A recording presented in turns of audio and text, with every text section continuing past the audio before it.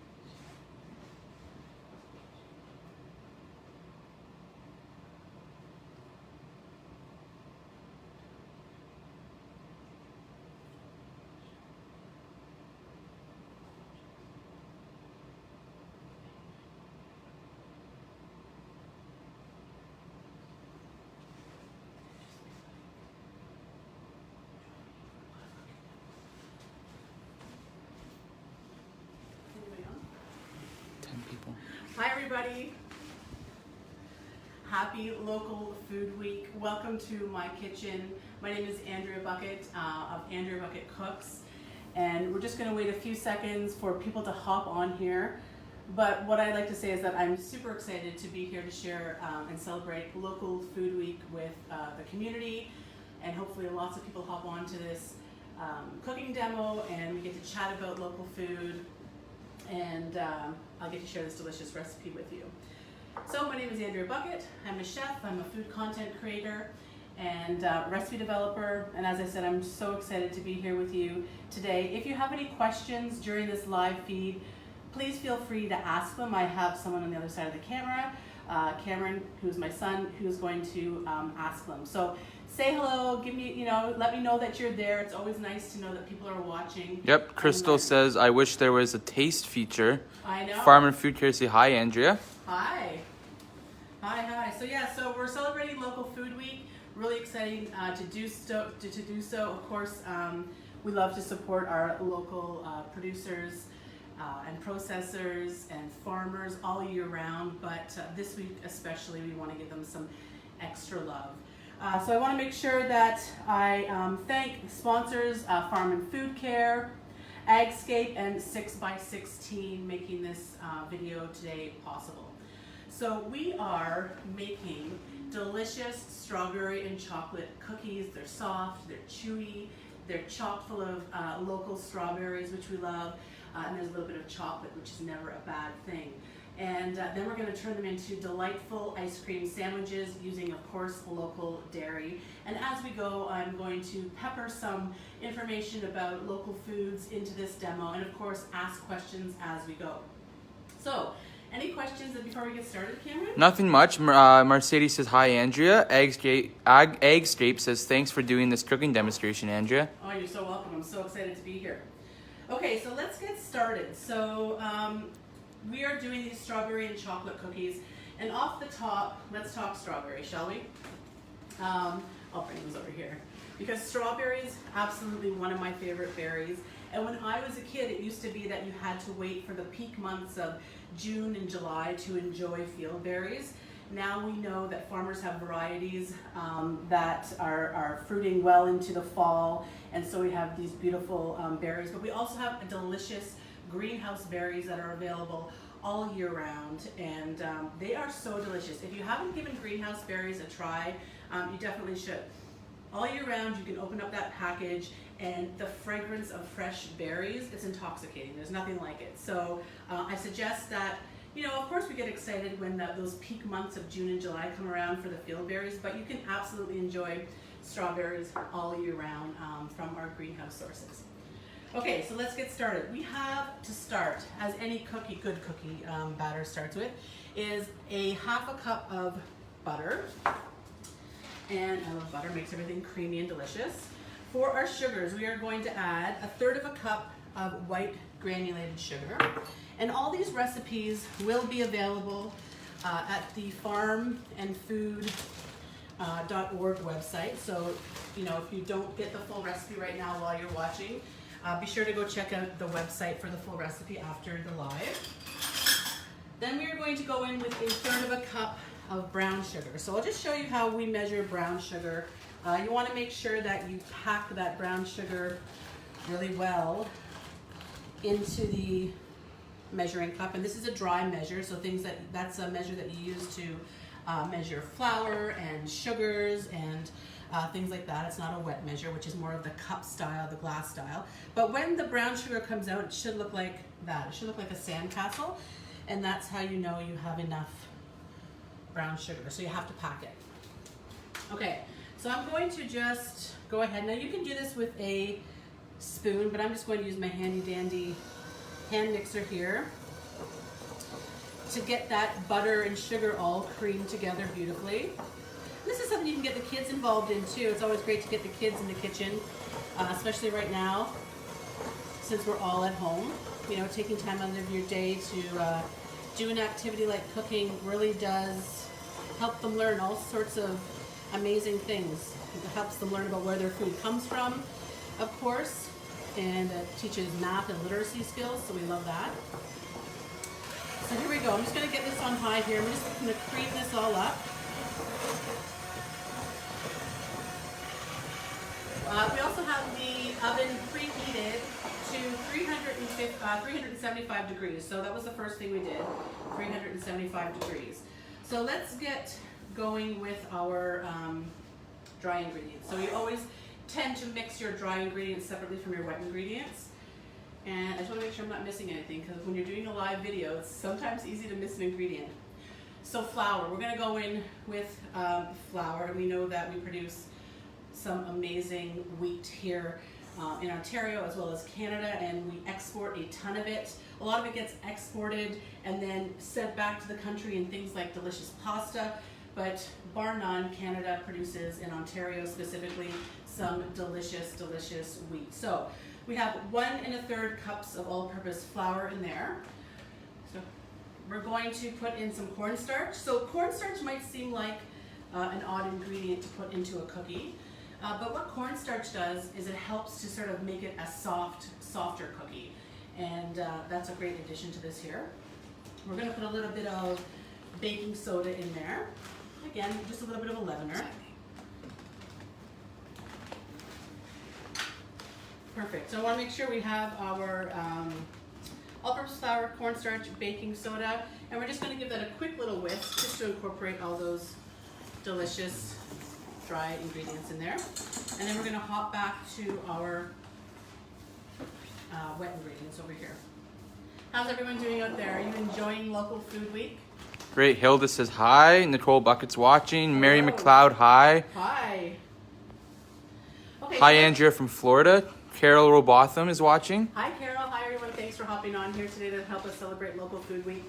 Okay, so we are going to go in with our egg. Of course, we know that Ontario produces some of the best eggs. And so let's talk a little bit about white versus brown eggs, because sometimes there's some misunderstanding about what that means. So white hens produce white eggs and brown hens produce brown eggs.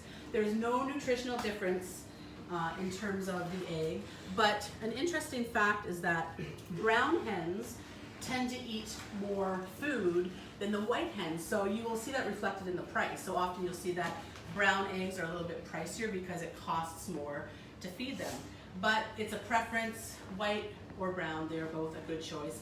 And we have over 500 egg producers here in Ontario. So can you imagine 500 just here in Ontario, just to satisfy our need for eggs. So we're going to go ahead and just add that egg. Now we like to keep our eggs for baking at room temperature. So before you start baking, maybe just think about taking your egg out ahead of time so it comes to room temperature. Another thing that you can do if sort of you forgot to do that at the last minute is take the egg out and put it in a bowl and just put a little bit of tepid water on it, and then that'll bring it up to temperature a little bit more quickly. Okay, so we have our egg in there, and we're going to go ahead and add our vanilla. Now you can use straight up plain vanilla. I just happen to have this vanilla bean paste, and we all know vanilla can be quite expensive these days, so use whatever you have, whether it's vanilla extract or vanilla paste, but you definitely want to add that vanilla in there for that extra flavor. Okay, so we have our butter, brown sugar, granulated sugar, we have egg and vanilla, and then we're going to go ahead and chop up our strawberries. Diana says, well done on egg story. Thank you. Yeah, there's lots of great fun food facts out there about all the local food we produce, and I think sometimes consumers get lots of information and sometimes they're not sure where to get their information from. So Farm and Food Care is an amazing resource. If you have any questions about how your food is grown here in Ontario, it's a great resource to help answer your questions and give you the facts about food and farming in Ontario. Okay, so let's prep some berries here. And so you may or may not know, this spring the field berries are a little bit later than usual because we've had such a cold spring. So I'm using these greenhouse berries, which are just fantastic, super delicious, and they are so aromatic. I wish we had smell-o-vision so you could smell it. And we're just going to take the green stem, and there's lots of different ways you can do this. You've seen, let me see if I can find a straw. I bet you I have a reusable straw. Here we go. Now let's see if this is going to work, because I've seen these, people like to destem them by popping, this might not be thick enough. Oh yeah, here we go. So that sort of takes out most of it, but it takes out the stem. You can do that. That's a kind of fun thing to get your kids to do. Personally, I just like to use my knife and give a quick little divot cut to the top of that berry to destem it. So, and when we're thinking about storing berries, there's a couple different ways to do it. Of course, you know, if you ever go berry picking or something like that, we tend to have tons of berries that we don't use. So if you're going to use them within 1 to 2 days, just pop them in your fridge and then wash them right before you're going to use them. But you can also, there's also a cool trick that I've been using for a while, which really prolongs the life of fresh berries in your fridge. And that is to wash them in a vinegar and water solution. And it's basically a 1 part vinegar to 3 parts water. And then you rinse them and you put them in a spinner, like a salad spinner that's lined with paper towel, and spin them dry. And then stick them in an airtight container, and then they will last a week or more in your refrigerator if that's if you want to keep fresh berries longer, because you know you've picked too many or you've bought too many in the excitement of the season.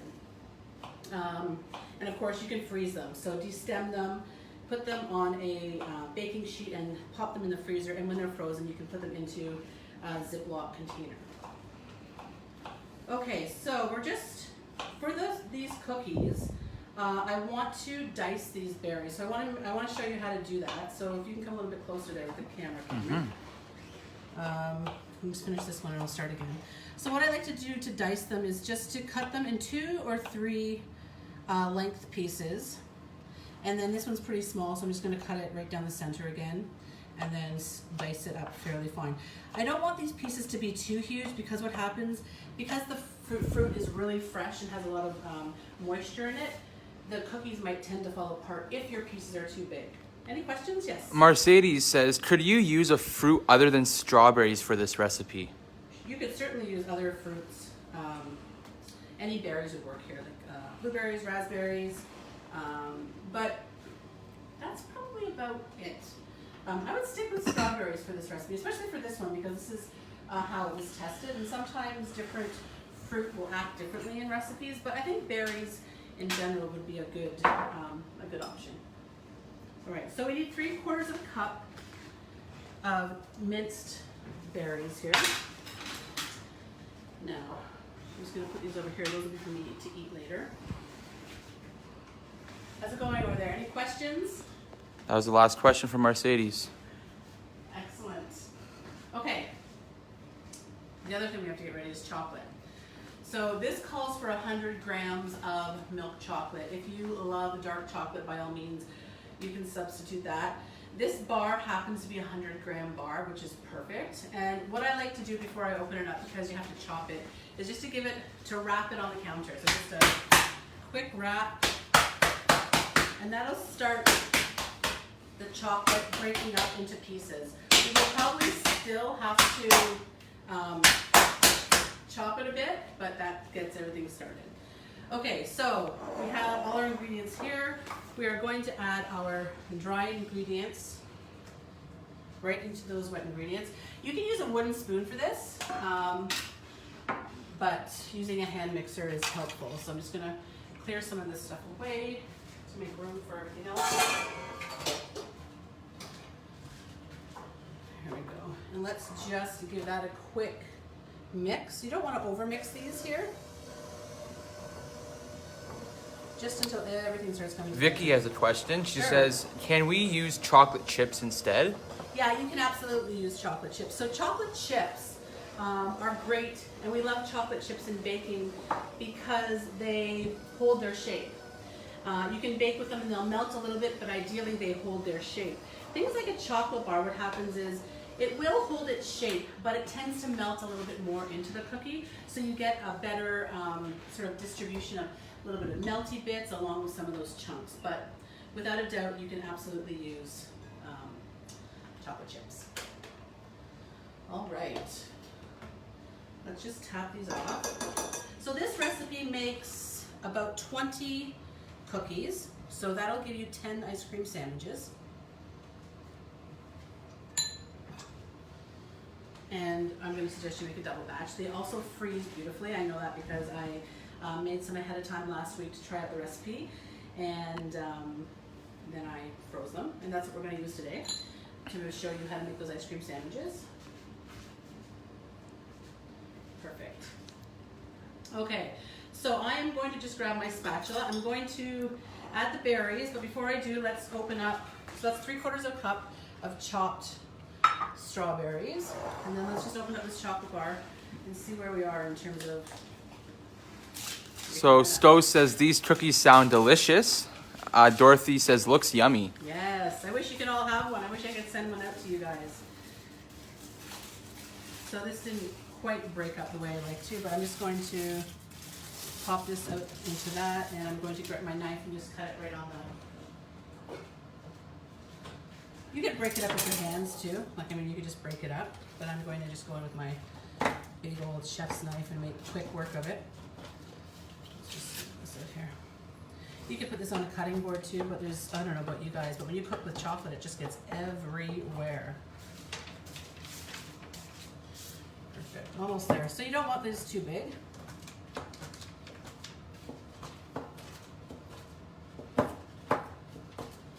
Don't forget, Friday we're coming to you again with another live video, and we are going to do a full-out barbecue extravaganza with some delicious asparagus flatbread and turkey burgers and a grilled Greek salad, which is a really different take on Greek salad, but it's really delicious. Okay, so here we go, and that's Friday at 7.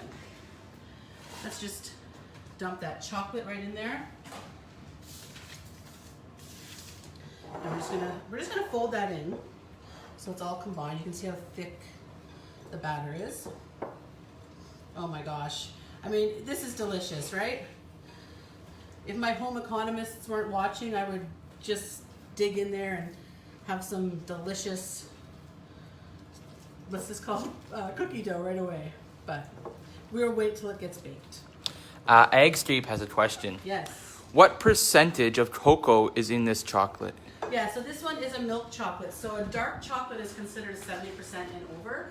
So anything under about 60%, because each chocolate bar differs slightly, but anything 60% and below is considered a milk chocolate. And then the higher you get in chocolate, the less milk solids you get, and that more sort of bitter quality that you get in the chocolate bar. So Bev says, oh my gosh, that sounds great. Hurry up, Friday. Madeline says, where are some of your favorite places to shop local? So the most amazing things about shopping local is that we have a variety of choices. So, you know, you can shop at your local supermarket and just look for the Foodland Ontario sign to know that you're shopping local. You don't have to necessarily go to a farmer's market, although that is great as well. I love farmer's market because it's a real sense of community there, and there's usually other activities, and it's an outing. And if you like to support local farmer's market, that's great. But know that most major grocery stores, especially in Ontario, do strive to include a lot of local produce and food in their marketplace. Just again, keep your eye out for that Foodland Ontario sign. And then broader, made in Canada, especially for eggs and stuff like that. Hope that answers your question. Because I want to make sure that people know they can get local food everywhere. It's just not you know, at specialty markets that they can do that. All right, I'm gonna show you now, because the cookies are done and they came together quite quickly. And I'm going to show you, we've lined our baking sheet here. Now, a lot of die-hard bakers will say that the sheet pan that you need to cook on is one that has no sides, but you know what? I think most of us have this type of sheet pan at home, so that's what I'm going to use. So I have a little bit of water here.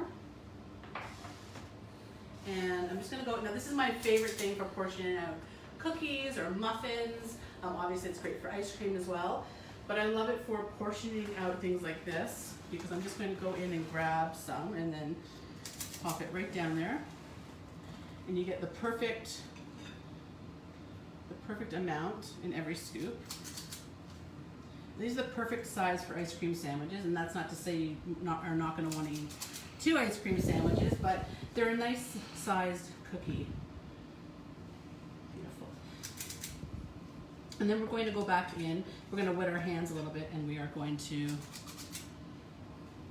tap them down just a bit so they don't spread out too much. All right, so here I'm just going to tap my hand down here in the water. Just a little bit of water here, and that will help the cookie batter from sticking to your hand. It'll just flatten down really nicely there. There we go. And we're going to, I think we can get a couple on here. These don't spread out too much actually. So we're just going to put one more in the center. There we go. Oops, we have a rogue berry, everybody. All right. So we have our oven, like I said, preheated to 375 degrees, and these get baked for about 11 minutes. But of course, I need some ahead of time for you. But let's just pop those in there and put the timer on. And we're going to put those on the middle rack. And I always like to, it always depends on your oven. So if the recipe says it takes 11 or 12 minutes, just set your timer to about 10 minutes and then go in and check them. These are a bit softer cookies, so they're the type of cookie that might seem a little bit soft to the touch if you're touching them when they're in the oven, but when you pull them out and as they cool, they're perfectly cooked. You can always smell when they're done, right? If you've baked enough, you know as soon as you smell them, chances are they're done, so yes. So any questions? Stowe says, where can I find this recipe? So all of these recipes will be available at farmandfoodcare.org. And this recipe, I think this recipe is from eggs, the egg website. Eggscape, do you recommend chilling for a few hours before baking? So that's a really good question. Because this wasn't my recipe, I thought often cookies that have butter in them, you want to chill them and then bake them, because what happens is if they're not chilled, they spread out a ton on the baking sheet. But you know what? I followed this recipe. I trusted the recipe and where it came from, and it turned out perfectly. It turns out that they don't spread out too much at all. So yeah. Farm and Food Care, where did you get your passion for food and cooking? Wow, that's a long answer, but you know what? I've been really passionate about food since, I'll tell you, me and my sister used to watch the Food Network on my parents' bed back in the day of Emeril Lagasse and the Two Fat Ladies and the Urban Peasant and Walk with Yan. Those are Canadian names you probably recognize. And ever since, I've just had this passion. I never thought I could cook for a living, so I actually thought I was going to be a phys ed teacher, but lo and behold, over the last 20 years, I have worked in the food industry and made a career of it. And you know what? It's my life, and I love it, and I love sharing that passion with people. Okay, shall we talk cookies? I'm going to show you what they look like, because we're not going to wait 11 minutes. Who has 11 minutes to wait these days? This is what these delicious cookies look like, and you can see this, they're peppered with strawberry and chocolate, and they're soft. I just want to show you here. I'll just crack one open. You can see how soft they are. They're nice and soft and chewy. And these ones came out of the freezer. So like I said, you can freeze them. Now, should we talk ice cream? We're gonna pack these with a little bit of vanilla ice cream. Of course, you could use chocolate or you could use vanilla as well. It's completely up to you, Neapolitan. What I will say is, when you're shopping for ice cream, make sure you look at the ingredients, because you want cream to be an ingredient. Lots of different brands of ice cream do not use cream or milk in ice cream. So always look at the ingredient listing. A couple things that I want to say about milk, because again, it's so much information out there about how we raise our dairy cattle here in Canada, or dairy cows here in Canada, and there's no hormones given to our cows. Okay, that has been banned since I think it's 1999. So we do not give our cows hormones here in Canada. So please don't worry about that. Our milk is free of added hormones, so don't worry about that. But let's get the ice cream out. Have a look at those cookies, Cam.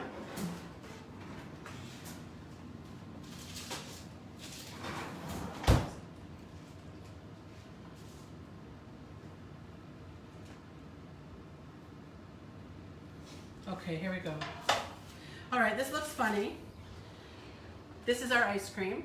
And what I like to do is, and this is a great thing to do if you're entertaining, is to sort of scoop. These are just little scoops. I use this same size scooper that I use for my ice cream to scoop out, that I use for the cookies to scoop out the ice cream. Just put those onto a sheet pan that has some parchment on there, and then freeze them. Now you can see these guys got away from me. But what you can then do is just sort of pull them off.